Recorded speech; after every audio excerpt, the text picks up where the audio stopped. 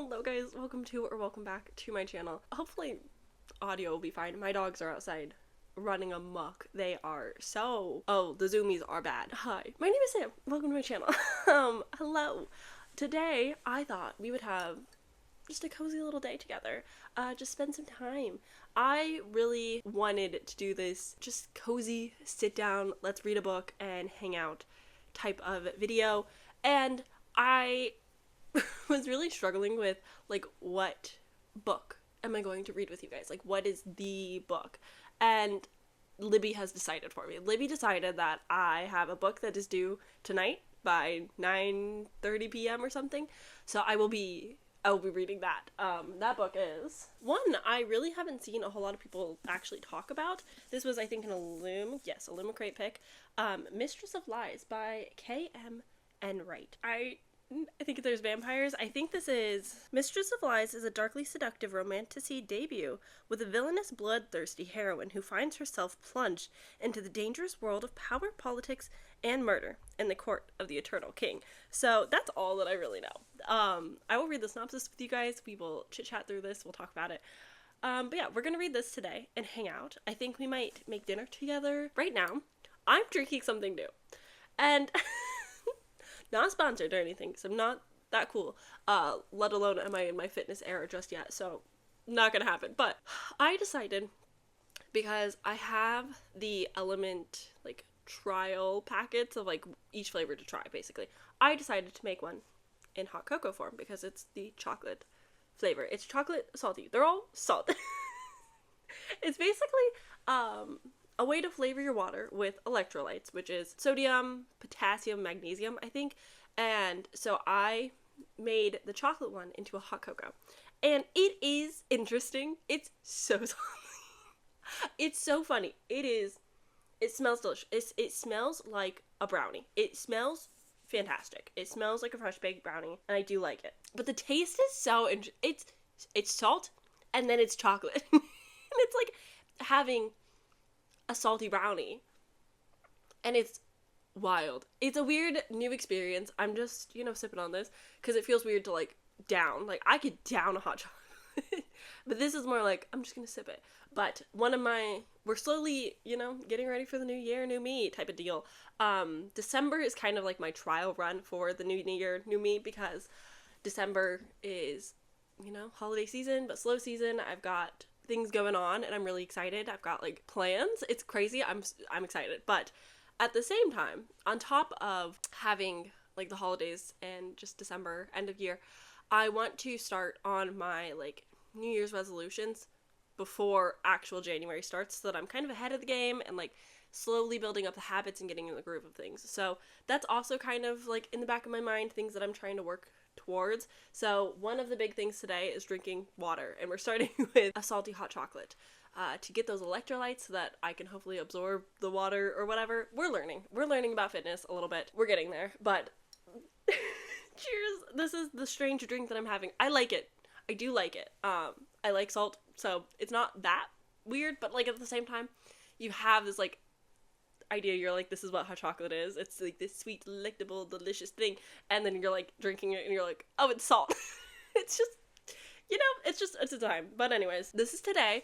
I am excited. I don't know what we're gonna cook. Who knows? We're going to just see where the day takes us. We're gonna read this book together.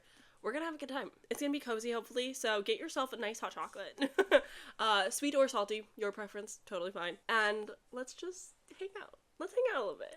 Fate is a cool mistress. The daughter of a powerful but disgraced blood worker, Shan Leclerc has spent her entire life protecting her blood magic, building her network of spies, and gathering scraps of power. Now, to protect her brother, she assassinates their father and takes her place at the head of the family, and that is only the start of her revenge. Samuel Hutchinson is a bastard with a terrible gift. When he stumbles upon the first victim of a magical serial killer, he is drawn into the world of sorcery and intrigue he's worked so hard to avoid, and is pulled deeply into the ravenous and bloodthirsty court of the Vampire King. Tasked to discover the identity of the killer cutting a blood swath through the city, Samuel, Shan, and a mysterious royal blood worker, Isaac, find themselves growing ever closer to each other. But Shan's plans are treacherous, and as she lures Samuel into her complicated web of desires, treason, and vengeance, he must decide if the good of their nation is worth the cost of his soul.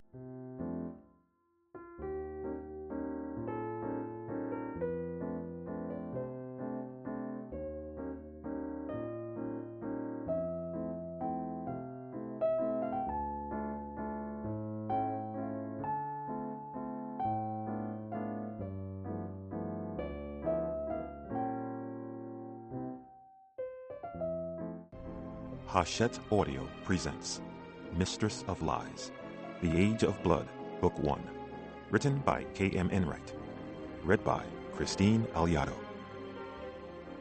Chapter 1. Shan. It should have been more difficult to assassinate her father.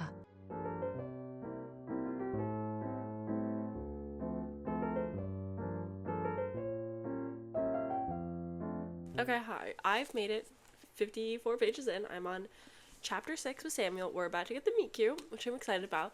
So in this, we have dual POV. We are following Shan, who is a intelligent young girl who quickly kills her father out of this plan, thinks that she could become head of the household for the Leclerc family because her father kind of became more paranoid and kind of ran them into the ground, lost all of their money.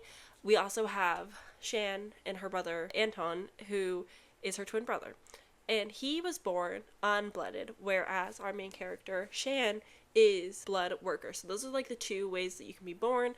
It is kind of like, I don't really fully understand like the magic system yet. 50 pages in, we're learning the world. There's a lot of world to be learned. So we're getting there, but we're not there yet. But those are like your two classes, it seems. It seems like blood workers are more friendly with the Eternal King. Blood working and blood magic seems to be banned in other providences or like factions or unions or whatever this world system is like. And so it seems like the Eternal King does appreciate blood workers though, and the unblooded are like the lesser normal people of society who do like the factory work and like maintain society, even though blood workers are like the guards, the nobles, so on. So that's like the class system, but you're kind of born. So we have twins who are born into a blood working family, but have a mixed race background. So it seems like their mother was potentially unblooded. Not fully sure, but basically the father like kicked her out, booted her, didn't want anything to do with her, became paranoid.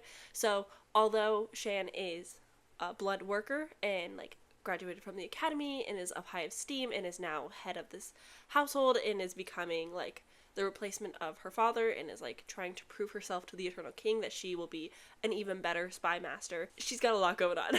Although doing all of these things, and she is intelligent and she is doing good work and is still a blood worker, even then with all that status, she's still looked down upon because she's mixed race. And so there's still like classism and racism going hand in hand in this book. And then we have the other POV, which is Samuel, who is unblooded as well, but he seems to have a little secret, a little something is going on with him. During an, I think, annual ritual sacrifice that happens for the king, which prolongs him to have one more year of life because he's the only eternal, he's the Eternal King, he lives forever. Every year they sacrifice somebody so that he can live longer, basically. And they do this to criminals who like try to sell the secrets of their land, and so bad news bears. But basically Samuel is unblooded but stumbles across a woman in an alley who was murdered by a blood worker, which is big no-nos. Like there's supposed to be like laws and protections because of the Eternal King. Like I mentioned, other providences are banning blood magic, and so like this is like the safe place that it's supposed to be for people, but it's apparently not because murders are happening. And so Samuel is like caught up in the investigation because he found the body, but he's like obviously not tied to it, but has like to give statements and stuff. But this is when we get a glimpse that something is just not quite right. He has some form of compelling control magic, but it's not blood related. I'm not sure. I think we're about to figure it out though, because our spy master Shan is getting ready to basically recruit Samuel into her little network of what she calls birds. Her nickname is Sparrow. That's her little spy name. And her right-hand man is this guy, Bart, who helped with, like, the murder of her father. And he is dating Anton, her twin brother, and his nickname is Hawk. And so they have a lot of spies in the city where a lot more, like, mixed class happenings go on. Mixed races happen. Like, it's just, like, a little bit more normalized in that central part of the world. Or I guess, like, the providence. I don't know what to call them. Can you tell? But basically, that's, like, where she feels most comfortable because, like, people are just normalized and it's not like weird and stuff. But she's about to recruit Sam because he knows something, and she calls her little spies birds. And I think that's really cute, and I'm enjoying this. I like the writing so far. I really love the narrator. She's doing an incredible job. Obviously got quite a ways to go. I like lot of pages. We don't have to do the math right now. But I am enjoying this. I like the writing. I'm interested in the world for sure. Such a beautiful cover. I'm really intrigued in what's going to happen, like where we're going to go. I don't typically love a murder mystery, so we will see. But I am, so far, liking it, especially because we're about to get to be cute.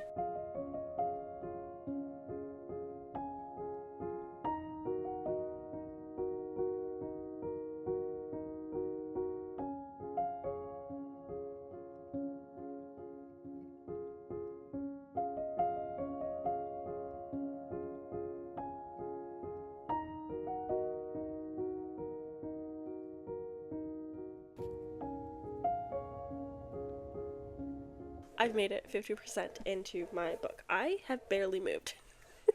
The only thing that I've done is watched a premiere on YouTube, hung out in Discord to make sure I wasn't needed or anything, and I've read this. I've been reading this the whole time, so that's been fun. I also messaged Eliza to try and convince her to read this. I think I did a good job, so now I will try to convince you to also read this, because I'm really, really, really enjoying this. It's so good. It's so fun. If you have read The Crimson Moth or Heartless Hunter, whichever title you're familiar, the first book kind of has similar vibes, but that is YA and has a witch magical element to it, where this is blood magic and kind of like vampires. This is adult and a little bit darker, a little bit, no, that's it. Like, there's a lot of politics, there's a lot of classism. The two are not obviously the same, but they have enough similarities with like the vibes and storytelling that I can comfortably recommend that, like, if you want an adult queer fantasy that is similar to Heartless Hunter, Mistress of Lies might be for you. I'm really enjoying these characters. They're so fun. There is love triangle, but not in the sense of, like, she has these two suitors and, oh, whatever will she do to pick between them? But it's more so, like, she has feelings for both of these guys, but they also have feelings for each other, so it's, like, a proper triangle, and I'm really hoping this turns poly. That's, like, my goal. But it is definitely queer. It's got a lot of politics in it. Because our main character is, like, trying to be the king's spy master, and she's clearly got a lot of agendas that we just don't know about yet. There's just, like, a lot of pieces that I'm so excited for the ending. I feel like it's going to be rather explosive. I already added the sequel to my anticipated releases for 2025. Apparently it comes out in August. I'm loving this. I'm having so much fun. I'm really intrigued to see, like, what else is going to be happening. Like, where are we going to go from here? Obviously this has to blow up in some way, right? Like, they're going to fight, and I want to know, like, who's going to be mad at who, what's going on. I just want to know more about, like, Shan and what she's got planned. And yeah, so basically, like, a lot of this is a mix between, honestly, it's also kind of giving The Last Blood Carver, because it's like blood magic and it can heal but also do harm. It's got like that not quite academic setting, but like trying to study the magic type thing, because obviously our dear Samuel has some type of thing going on with him, and so they're trying to solve that, and I'm just having a really good time. I'm gonna keep reading, and I'll check in with you guys when I have more to say, but I'm having a really good time. Okay, I finished. Now, I remember when I last spoke to you guys, I was like, I love this thing. I was having such a good time. I was really giddy. I was excited for where it could go. It did let me down a little bit the second half, but not because it was bad or did anything wrong. I think I was just expecting a little bit more. I would say that the mystery in this is definitely not the character's main focus. Like, it's not something that they're really working towards, but it is like the plot, and it is what moves things along. But you've also got like the politics behind the scenes, the scheming, the, you know, playing all of your cards and like seeing what happens. And I did find that interesting. My biggest thing with this is that I really, really, really wanted more scenes between the three of them. Often it was a lot of like one-on-one conversations where it was Samuel and Isaac, or Samuel and Shan, or Shan and Isaac, but you never really got all three of them together that often, and I kind of just wish that we got to see more of their like dynamics together. Like, if you're gonna give me the romance, give it to me, you know? But I think it was all tasteful and still like good. I thought that the mystery was interesting, and I was surprised by it, and it got me a little bit, but it wasn't like the most shocking, not the most engaging. I kind of just wish that there were certain things that were explored just a little bit further, a little bit more, because I felt like it did everything, but some of it I just wanted a little bit more answers, a little bit more reasoning. I understood all the characters' motives, but I kind of just wish that we saw a little bit more. But I don't know like what. I don't necessarily think this book should be longer, but I also don't know what you would cut out to incorporate more to make it just have like a little bit more oomph. I think I'm gonna rate this a 4 on Goodreads, but I do think that it's higher than a 4. It's not quite a 5 because the second half didn't fully do it for me, but I think maybe sort of kind of like 4.25, 4.5. I'm not fully sure. I think I'll definitely have to run it through Compile to like really get the full feels, but I am really happy with this. It was a really good win. Yeah. I'm really looking forward to the next book. Maybe I'll be lucky and I can get it on NetGalley when it's ready and I can, give it a read. One person gave the sequel 1 star, even though it's not out, arcs aren't out, and I'm just like, girl, that's so shady. Why would you do that? Don't do that. It enraged me a little bit. I had a little like moment, but it's fine. Yeah, I'm so happy that I read this. I'm glad that I finally got to it. I'm glad that I finished it before my audiobook was due. So, success, we won! This took me 5 hours. Look at that. I really enjoyed this. I really like Samuel as a character. I really liked Shan. She really reminded me of the character in The Crimson Moth, because they're like working for both sides, and there's like the politics, the classism. I just thought that there was a lot of fun and good in this. I loved how queer the cast was. I love like getting to know the world and the politics. Like, they're not outright vampires, but it is kind of like a vampire thing. It's blood magic, which I think is honestly even more interesting. But yeah, I thought that like yeah.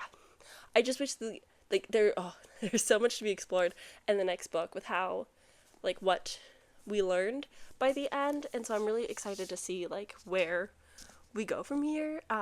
It's just yeah.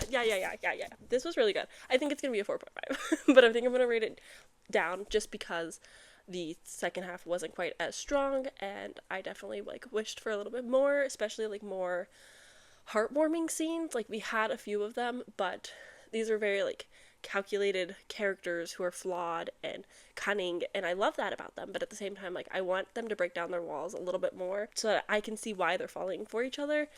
And it's like 3 months in this book, so none of them say like they love each other, which is great. They're not moving too fast, but it is more not quite slow burn, but kind of slow burn. But it's just like, it's not like quick romances, which is nice, but I do wish that we had just a few more tender scenes with all of them to like really solidify like why they like each other, rather than like, you're looking out for me and blah blah blah. I just want a little more. But alas, we did it. We've read this book. And so, with all of that said, I wanted to thank you guys for watching this video. If you made it to the end, what is on this cover? I guess roses. So if you want to leave a rose, because all these little white spots are roses, if you want to leave a rose in the comments, if you want to show some support, you can do that. If you've read this book or want to read this book, please let me know. If you've read this and you have thoughts, I would love to hear them. Oh, another gripe. I can't just end a video ever. Another thing that I had a little bit of a gripe with is this is clearly a fantasy world.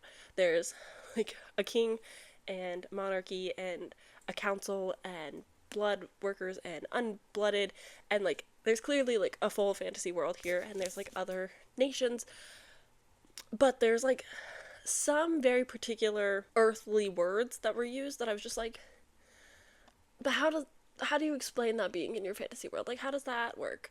I know that this author is a queer, trans, Filipino American, and so, like, they mentioned, like, adobo, and I'm like, I'd love to see the representation, I do, but, I don't know. There was just, like, a couple things that kind of took me out of the story, because I was like, how does that exist in your fantasy world? I'm not normally a logic-y type of person, so I'm not taking it too serious, I'm not critiquing it very hard for that, but there was just, like, a couple words that I was like, how does that exist here? This doesn't relate to us, but also I understand authors wanting to have, like, their representation, their culture in their books, which I think is totally fair and valid, so I'm not critiquing that one too hard, but there were a couple moments where I was like, okay. But, alas, that's the end of this video. I hope that you guys enjoyed, and I will see you guys very soon for my next video. Bye!